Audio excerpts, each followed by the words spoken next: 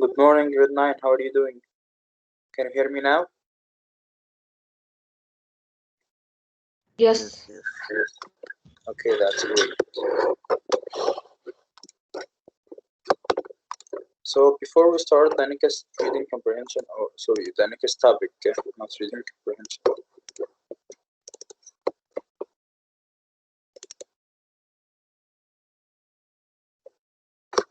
So today we will speak about the Islamic Civilization, the Muslim world and Africa, approximately from 730 BC until 1500 AD. So please open your books starting from page 255.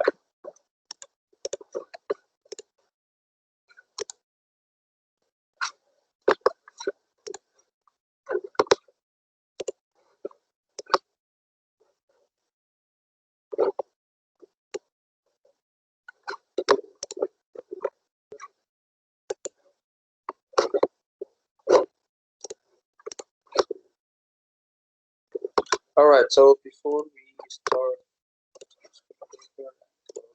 this,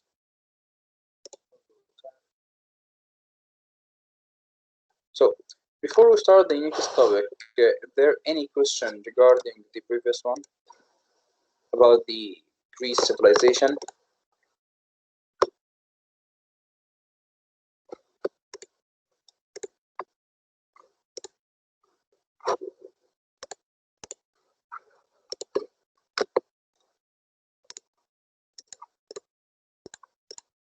Any question regarding the Greek civilization, the Greek city-states, Alexander the Great, philosophers, artists, artisans, architects, architecture, anything about the Greek civilization?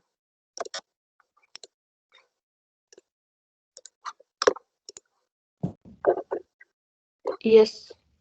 Yes, Abdurrahman, what's your question? Question? No.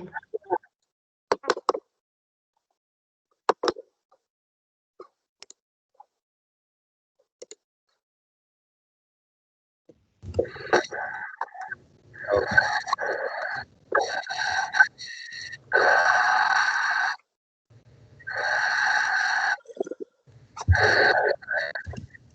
So please open your books, page 255.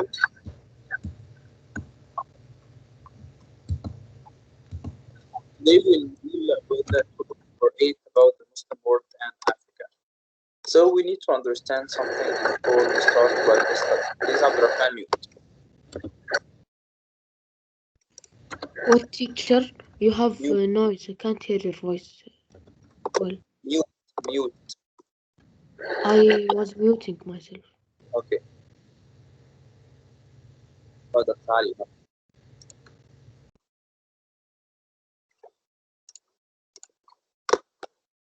So we need, of course, to understand something before we start by doing that. Number one is that our Prophet of the Islam, Muhammad, peace be upon him, who preached his beliefs and built the Muslim faith, we will also speak about after death, how Islam spread across the southwest of Asia and also to many other parts of the world.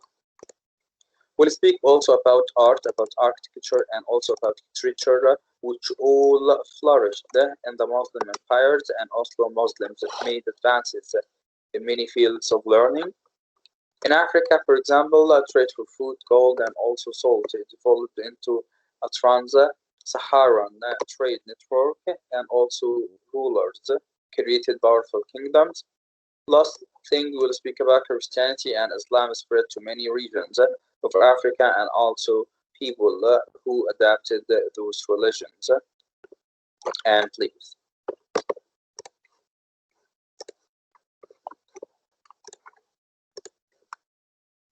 So before we start by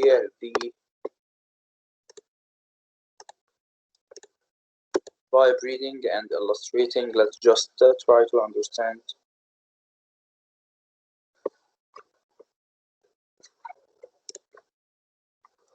the whole topic by watching a video about it. Oh my goodness. Topic number 8, the Islamic world.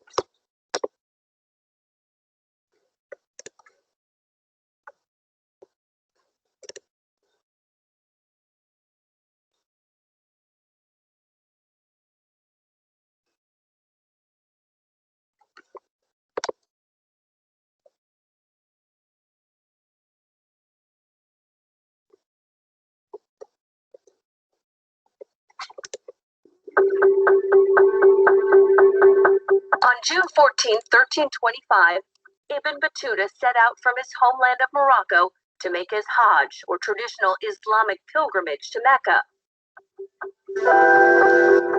The trip was the start of almost 30 years of travel for Ibn Battuta. He logged 75,000 miles and visited lands of every Muslim ruler at the time. It is still considered one of the greatest journeys in history. Ibn Battuta was born in Tangier, Morocco on February 24, 1304. He was from a family of legal scholars, and he followed the same path to become a judge. After finishing his education, he yearned to know more about the world, and so, at the age of 21, he began his pilgrimage. He wrote, "I set out alone, having neither fellow traveler in whose companionship I might find cheer, no caravan whose party I might join in, but swayed by an overmastering impulse within me, and a desire long cherished in my bosom to visit these illustrious sanctuaries." Battuta traveled along the coast of North Africa, passing through the cities of Algiers, Tunisia, and Tripoli, as he made his way to Cairo and Alexandria in Egypt. He then continued onward and traveled through the holy cities of Hebron and Jerusalem on his way to Damascus, Syria. After a year and a half of traveling, he arrived in Mecca in October of 1326, a place he would return to several times during his travels. Ibn Battuta traveled through Iraq and Persia, and also explored East Africa by crossing the Red Sea. Upon hearing of work in the Sultan of Delhi's court, he set out for India, and eventually made his way there through Turkey and the mountains of Afghanistan in 1334. Delhi was under Muslim control, and the Sultan welcomed Muslim scholars from abroad, such as Ibn Battuta, to serve as judges on his court. Battuta ultimately stayed in Delhi 8 years, until he was appointed the Sultan's envoy to China in 1342. He traveled south to Calicut and the Maldives Islands before continuing on to China by way of Bangladesh.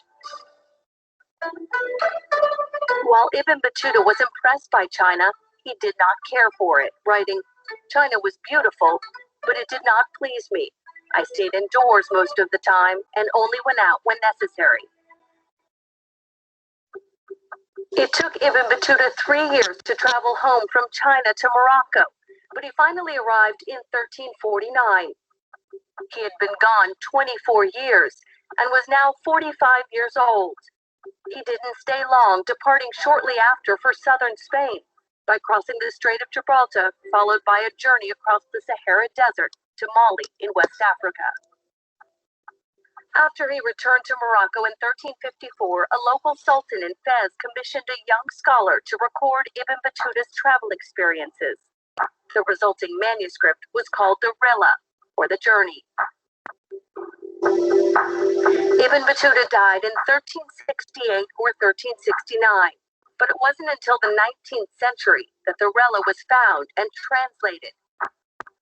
In it he stated, "I have indeed, praise be to God, attained my desire in this world, which was to travel through the earth, and I have attained this honor, which no ordinary person has attained."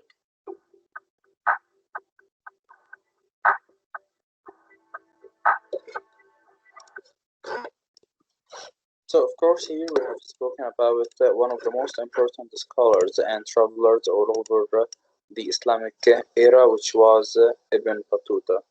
Let's see a map.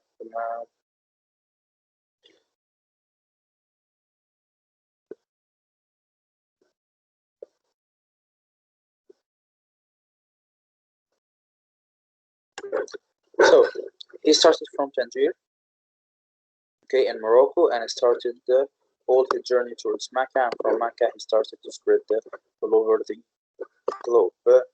He went to Europe, he went to Asia, he went to Africa, and he visited most of the places and civilization back in this time. Why did we start the new topic by speaking about Ibn Battuta? Why did we start by just showing that one man could reach all of these places? So this identifies one important thing, which is Islam has spread to reach all of these places and all of these regions. Consequently, people were freely to travel from the west of Africa until far to Beijing and China, and no one could stop them, no one could affect them. They were totally free. Okay, Ali, no problem.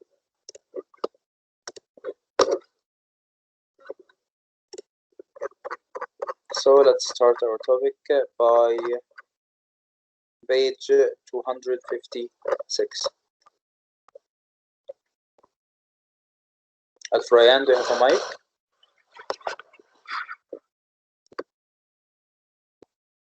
Yes, teacher. Okay, can you start, please? But it's better when you say Abdullah because sometimes I hear you say Rayyan. The Yeah. religion of Islam, whose followers are called Muslims, emerged in the Arabian Peninsula. This region of southwestern Asia is mostly desert, yet it was home to many Arab tribes in the AD 500s. Nomadic herders called Bedouins moved through the desert to reach seasonal pastoral lands for their camel, goats, and sheep. Competition for water and grazing land often led to warfare. Bedouins also traded with settled Arab tribes in oasis towns and protected the cavern trading routes. So, to speak about our religion, the Islam, of course, before the Islam, we have some of the nomad people who inhabited the place where the Islam started to spread from. Those places were called the Bedouins. Why do we call them Bedouins? We call them Bedouins because they were nomads.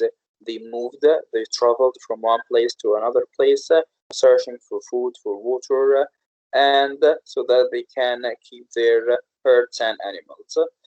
Sometimes they have trade with the settled people in the oasis. Other times they just moved searching for both food and water. So let's speak by the origins of Islam. Muhammad, peace be upon him, and early Islam. Abdurrahman, can you start? Yes. Muhammad's early life. Muhammad, an Arab man whom Muslims honor as the Prophet of Islam, was born in the oasis town of Mecca around AD 570. Mecca was a bustling market town at the crossroads of several caravan routes. It was also a thriving pilgrimage center. Many Arabs came to pray at the Kaaba, an ancient temple that housed statues of pagan gods and goddesses. The pilgrims helped make Mecca's merchants wealthy. All weapons had to be laid down near the temple, making Mecca a safe and peaceful place to do business.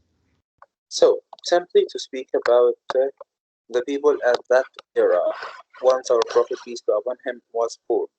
Okay, not after he preached Islam. Once our Prophet was born, he was born, of course, in Mecca, and there people started to do pilgrimage in order to visit Kaaba and pray there.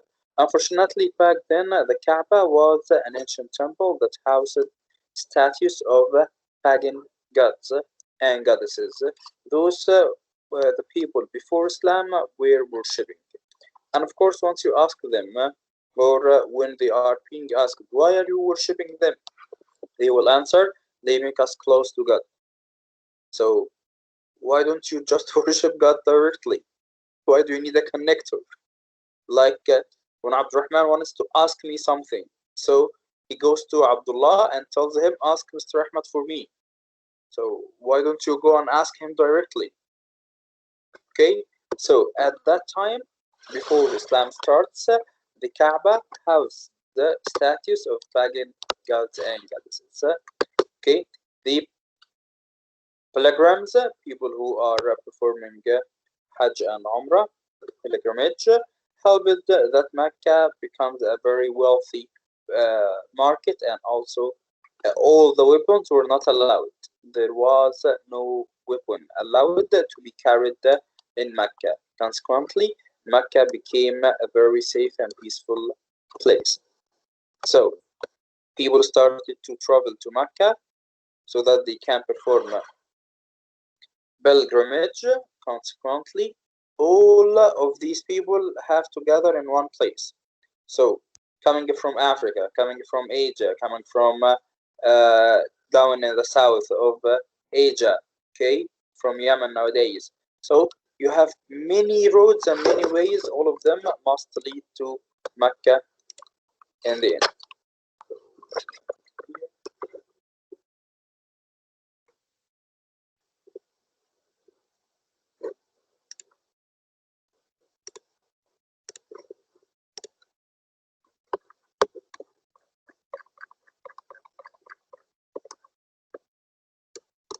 So that's Africa, Europe, Asia, and here lies the Kaaba.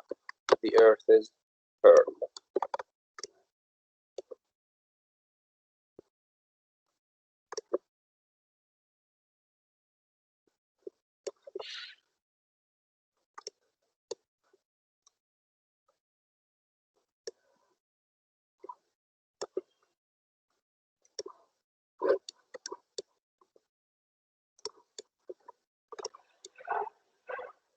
Where's Mecca?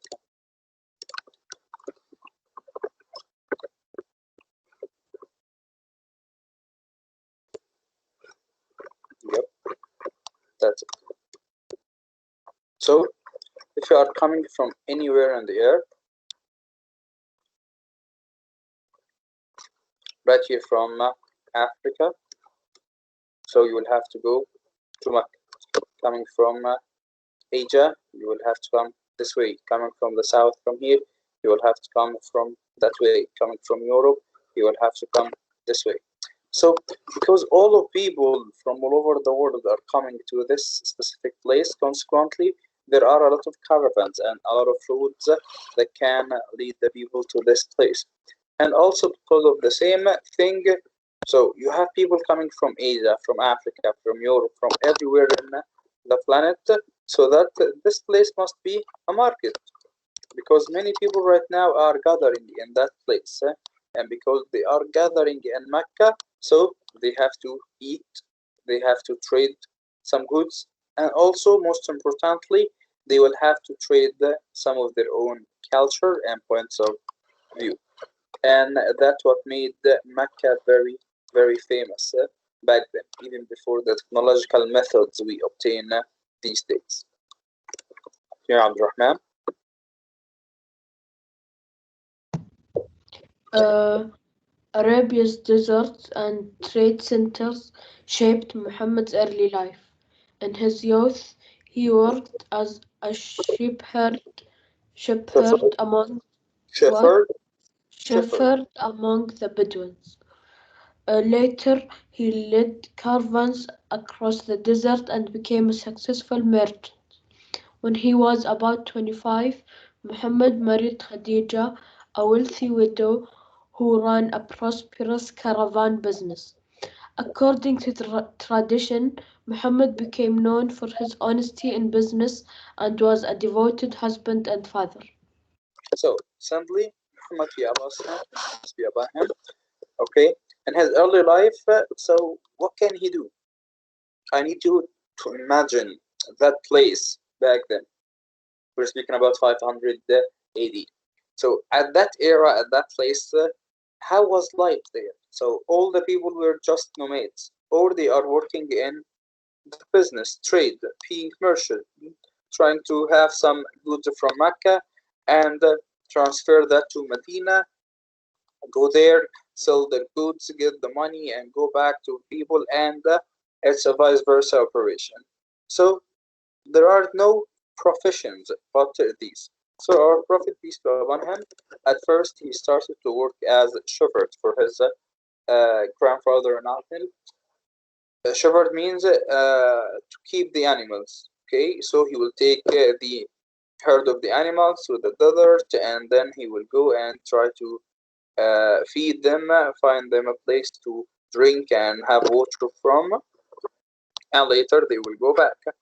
And even most of the Sahaba did the same thing. So after that, he started to lead the caravan. Lead the caravan like to become a merchant. So I'm having some goods. I'll take my goods and start to sell them in Medina. I'll go to somewhere else, Taif or any other city back then. And later, at the age of 25, he married his first wife, Khadija. Okay, she was a very wealthy widow, and she had a very prosperous caravan business. So our Prophet took this business and he started to thrive. And of course, he was a very devoted husband and also father. So, Muhammad the Messenger.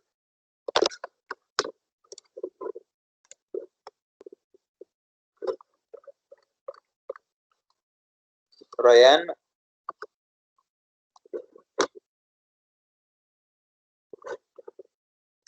Ryan Al-Plowi, do you have a mic? Yes, yes, teacher. Can you Teacher. start, please? Okay, okay. Muhammad the Messenger.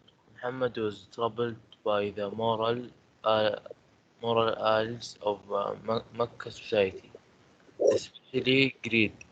He often went to a cave in the hills near Mecca to meditate. According to Muslim belief, when he was about 40 years old, he heard the voice of angel Jibril, he, calling him to be the messenger of God. Muhammad was terrified and puzzled. How could he, an illiterate merchant, become the messenger of God? Khadija encouraged him to accept the call. She became the first convert to the faith, called Islam, from the Arabic word that means to submit to God. Muhammad devoted his life to spreading Islam. He urged Arabs to give up their worship to pagan gods and go and to instead worship God. In Arabic, the word for God is Allah. So, simply the process of our Prophet, peace be upon him, to become the messenger. Of course, it happened when he was 40 years old. And at this age, of course, he was very troubled by the moral ills of Makkah society.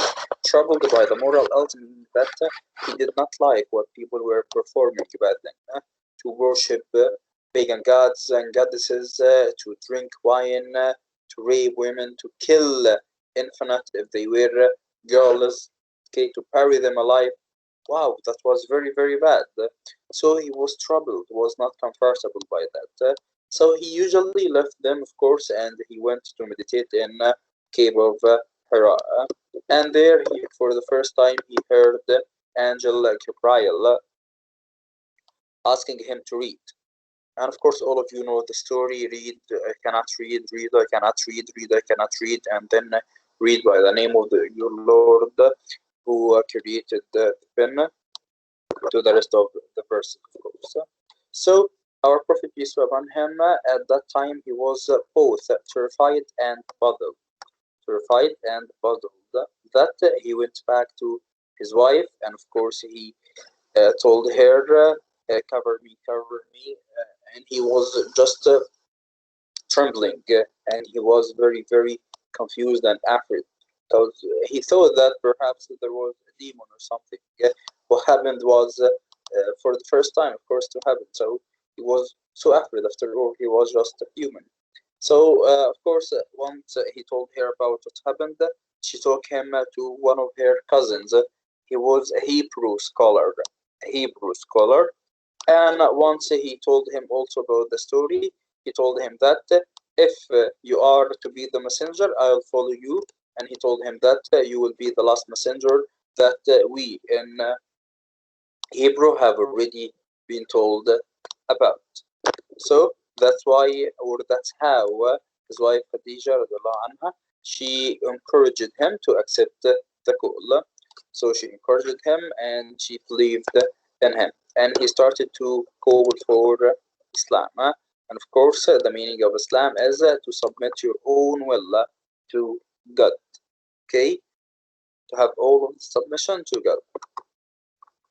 And then he started to urge the people to leave what they have from worshipping the pagan gods and just to believe in one God.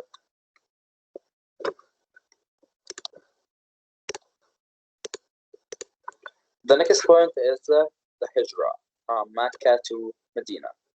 Of course, you know everything about the story of Hijrah, right?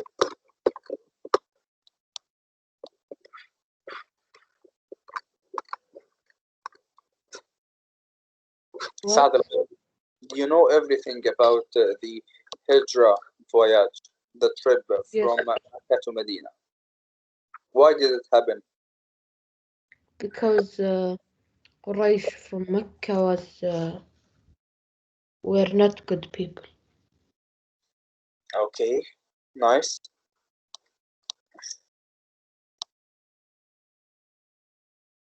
Saad Al-Ghamdi, do you have a mic? عبد الرحمن المضيفر، مشعل الحناكي،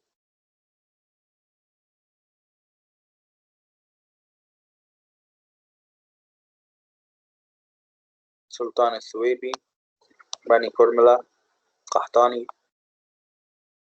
Where are your mics, guys?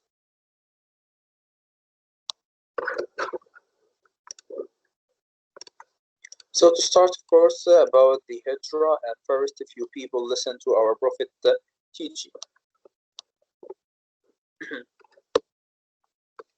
His rejection of traditional of Arab gods angered Mecca's merchants. Why don't you follow our gods? Why don't you do like our parents and grandparents?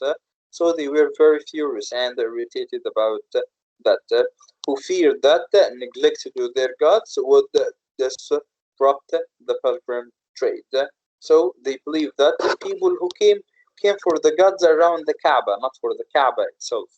So if we just neglected worshipping those gods, people will no longer come to Mecca, and Mecca will not be the place where people can trade goods and also uh, merchandise, and then we will lose a lot. So it was also about money. So they feared that neglect to the gods will disturb the pilgrim trade. Very important point. Of course, first facing persecution in 1615 when people from Quraysh gathered so that they can kill him, and Ali ibn Abi Talib took his place, of course. Of Muhammad's follower left Mecca for Axiom, located across the Red Sea, where they received the protection from Axiom's Christian king. And 622, faced with the threat of murder, Muhammad and his followers left Mecca to Yathrib, a journey known as the Hijrah. Later, of course, Yathrib named Medina, or the city of Prophet, peace be upon him. So Medina means the city of the Prophet. And 622 became the first year of the Muslim calendar.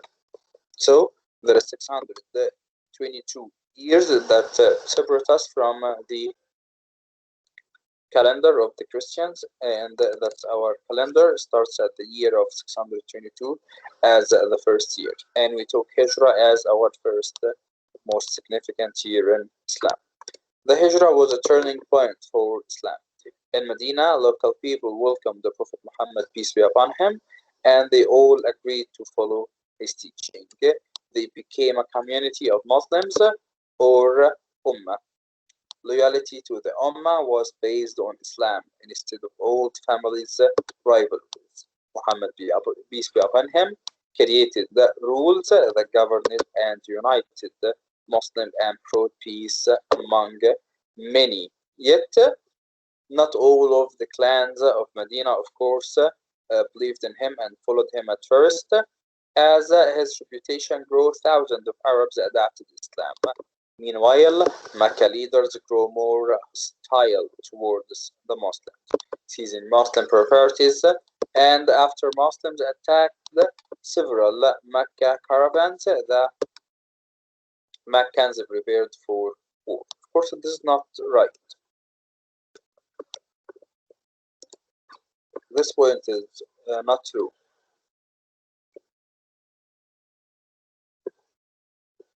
It was in Badr. No, it was not that. Not Muslim. We did not attack the Mecca caravans. Okay. The Mecca caravans, of course, while being, how can I tell you this? Okay, so right now in this situation, imagine with me, because this point is not true. Okay, here is Medina, and here is Mecca, and the caravans are traveling from Mecca to Medina and from Medina to Mecca. Of course, right now, all Quraysh and all the people in Medina, they are not believing in Islam, and they are becoming hostile, and they started to hate the Muslims. So right now, they fear people in Medina and people that's Medina and that's Mecca. So people here are afraid from people there, and vice versa. Consequently, once a caravan is coming on this road and they are moving, okay, once they see Muslims, they will think that those people are going to attack us, right? So, for example, I and Abdurrahman, both of us do not like each other and we hate each other, and we had many fights among each other, okay? And I'm being hostile to Abdurrahman. So, if I was going to the school and I found that Abdurrahman was standing here, okay? So consequently, what will I think about? I will think that Abdurrahman is coming to hit me and fight with me, or even steal my money, right? And that's exactly what happened. For us Muslims in Medina back then, they were safe inside the Medina. Yet, this, that's very safe for us. But we need to just make like a border for ourselves, so that if any hostile people are coming from outside, we will be able to see them. So Prophet peace be upon him, he sent some men so that they can watch the route. So there is a route here, so let's send people here. We call them eyes or spies. So set those people here, so that if any tribe is trying to just attack us inside Medina, we will take our precautions first. So the caravans from Mecca, while they are coming from Mecca to Medina, they found out that there are some eyes for Prophet Muhammad, peace be upon him, spies for him. So they thought that they were going to attack and steal them. So they directly went back to Mecca and told the people that Muhammad and his companionship and fellowship was trying to steal us. So they had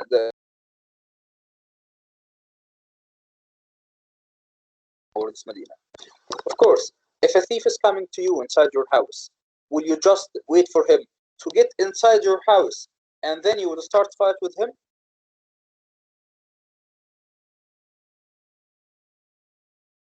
If you haven't, No. you can go have safety in it.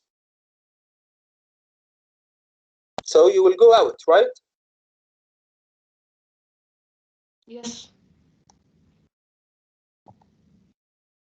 Access to your women, your trade, your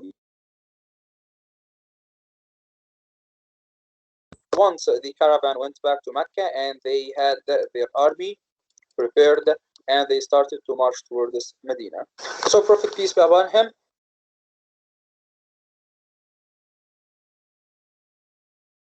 go outside Medina in order to defend ourselves. Because if we stayed inside Medina, they will destroy Medina. Even if we win the war, yet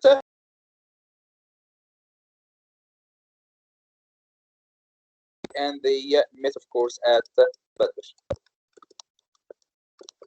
And it was the first fight in Islam.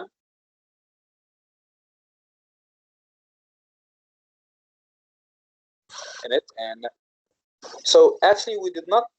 Okay, so some scholars say that we went and we marched so that we can, and we wanted to have fight with the people from Mecca. No, our Prophet peace be upon him, he just went out and he met them in Badr so that he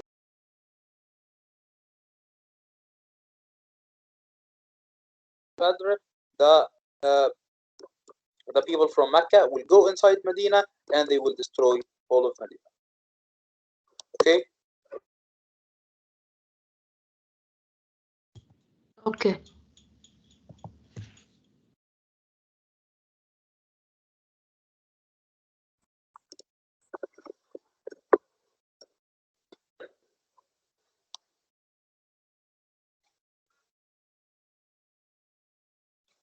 Hello, anyone?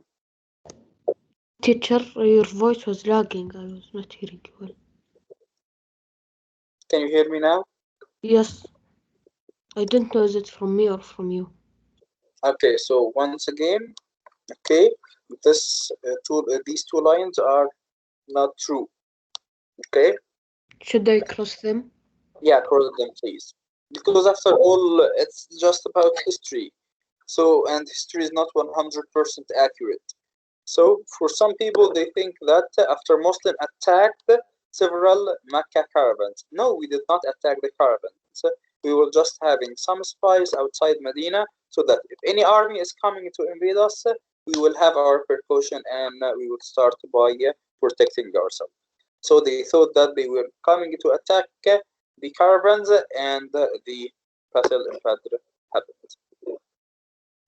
So after that, it was now time after Badr, of course, to return to Mecca. After winning battles with the Meccans, Muhammad peace be upon him triumphantly returned to Mecca in 630. After 8 years in Medina, he destroyed the Arab icons on the Kaaba, the pagan gods, of course, and goddesses, and the temple that he believed Abraham had built to worship the one true God. He dedicated the Kaaba to Allah, and it became the most holy place in Islam. For the next 2 years, Muhammad peace be upon him worked to unite the Arabs under Islam. Muhammad died in 632, 2 years after he went back to Mecca at the age of 63, of course. But the faith that he proclaimed continued to spread. Today, Islam is one of the world's major religions.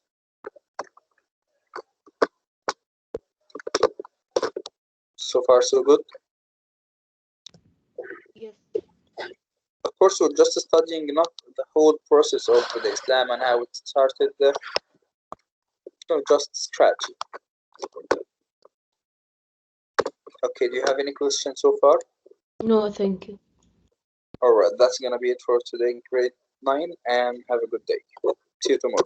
Thank you. Bye. Bye.